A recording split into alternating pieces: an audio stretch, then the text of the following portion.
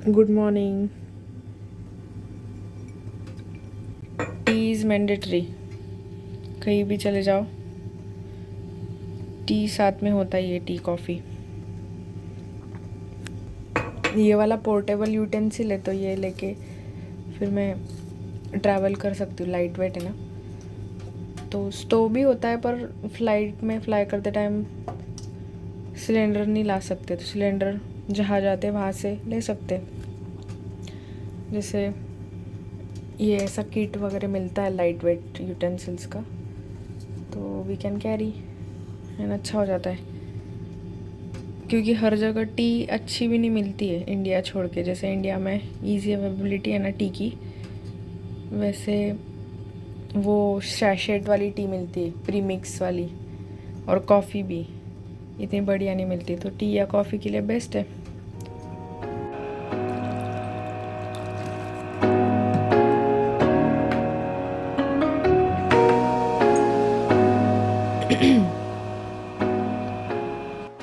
New Airbnb पे move होना पड़ा, क्योंकि कल की तो फ्लाइट थी रिटर्न बैक टू इंडिया, पर वो कैंसिल हो गई ड्यू टू ईरान और Israel conflict. I am talking about 25 June.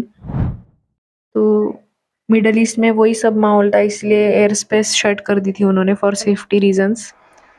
But उसके बाद भी 3 फ्लाइट बुक की थी, वो भी कैंसिल हो गई। एक तो अबू धाबी से भी की थी, क्योंकि दुबई से सब कैंसिल हो रही थी, वो भी कैंसिल हो गई, तो इसलिए रुकना पड़ा।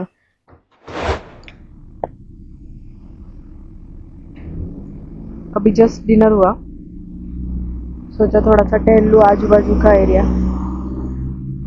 मोस्टली एयरबीएनबी रेसिडेंशियल एरिया में ही होते, बहुत कम कमर्शियल होते। मतलब मैं एयरबीएनबी की होस्ट रह चुकी हूँ, और गेस्ट तो हर बार होती हूँ। मतलब एयरबीएनबी बहुत यूज़ करती हूँ मैं। तो ये उसका फ़ायदा होता है कि कहीं पर भी जाओ तो लोकल रेसिडेंशियल एरिया, फिर वहाँ का कल्चर पता चलता है, अच्छा लगता है। मतलब और होटल में कैसा पूरा कमर्शियल रहता है, तो बाउंडेशन रहता है। अभी जैसे खाना खा लिया तो थोड़ी देर टहलने निकल गए, तो आजू बाजू का एरिया देख लिया। एज ए लोकल रहने को मिलता है, which is very nice. Grocery store से थोड़ा सा बिस्किट वगैरह ले लेते हैं चाय के साथ खाने के लिए। यहाँ पे चलते हैं लोकल ग्रोसरी स्टोर।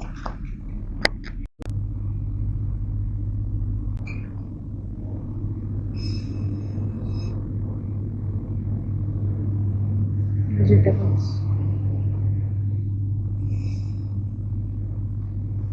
ये सब इंडिया से आते हैं, ऑनियन नासिक से। बिस्किट ये वाला फ्लेवर मेरा फेवरेट है, क्योंकि मेरे दादी का ये फेवरेट था, इसलिए मुझे भी यही पसंद है। ये यहाँ पे ना ऐसे रोटी नान होते हैं ना, वैसे शॉप होते हैं वहाँ पे। वो ऐसा बड़ा सा नान टाइप कुछ होता है, मतलब मैदे का ही होता है, वो बना के देते हैं। अफगानिस्तान के लोग होते हैं ना, वो बनाते हैं। वो ऐसा बड़ा, बहुत बड़ा होता है साइज में।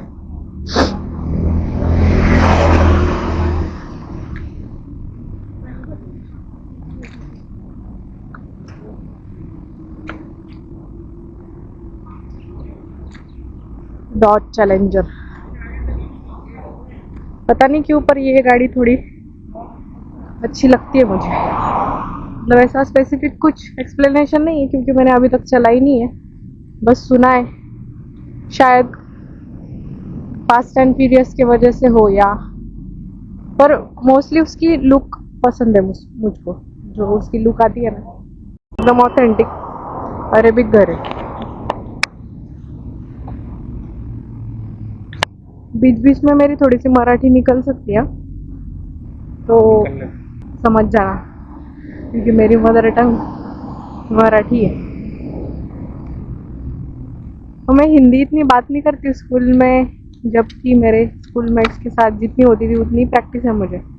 और वो स्कूल में जो सब्जेक्ट होता है वो तो पूरा रटा हुआ ही रहता है। मतलब बुक्स और वहाँ तक ही सीमित होता है वो। पर शायद मुझे ऐसा लगता है कि I am not that fluent in Hindi. May be मेरी एक्सेंट भी हो सकती है हिंदी की। लगती है क्या एक्सेंट मेरी हिंदी की? बताना तो ज़रा। मराठी मिक्स एक्सेंट लगती है क्या?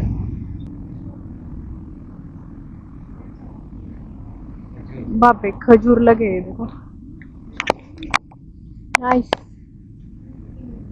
कुछ कुछ लोग तो कवर करके रखते हैं इसको, मतलब गिर ना जाए, या फिर शायद बर्ड्स भी खा लेते होंगे।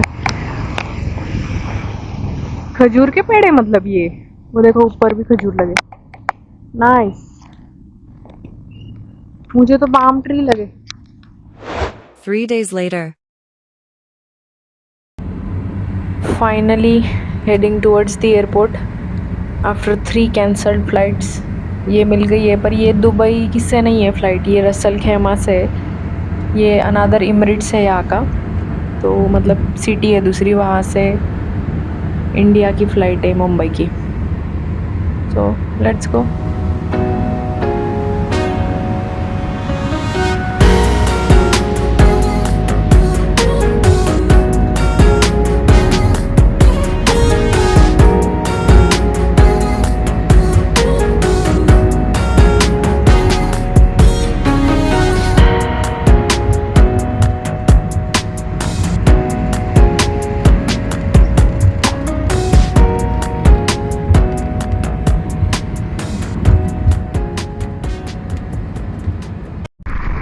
Reached India on my way back to Nasik from Mumbai. Airport पे कार की पार्किंग करके गए थे, उसका भी फ्लाइट कैंसिल हो गई, तो सब डीले हो गया ना, उसके भी डबल चार्जेस लगे। सो पर डे के चार्जेस होते हैं वो, जैसे मॉल की पार्किंग होती है ना, वैसी एयरपोर्ट की पार्किंग होती है। नासिक के पास में आते ही the climate has become very wonderful. बहुत ही प्यारा मौसम हो रहा है बाहर, ऐसा लग रहा है कि एसी चालू है बाहर भी। यहाँ के क्लाइमेट का है ना यही है, मतलब नासिक का क्लाइमेट इतना अच्छा है, स्पॉइल कर देता है, तो मुश्किल हो जाता है किसी और दूसरी जगह पे एडजस्ट करना, क्योंकि पूरे साल दर में इतना प्लीजेंट एटमॉस्फेयर रहता है, ना ही ज़्यादा गर्म ना ही ज़्यादा ठंडा। एंड स्पेशली रेनी सीजन्स के टाइम पे तो बहुत मस्त रहता है, लाइक हेवन। ग्रीनरी है एवरीवेयर, जैसे अभी आप देख रहे हो, ये इगतपुरी साइड है, और नासिक है ना पूरे चारों तरफ से हिल्स से घिरा हुआ है, तो इसी की वजह से ठंड भी मस्त रहती है यहाँ पे, ठंडा ठंडा एटमॉस्फेयर रहता है।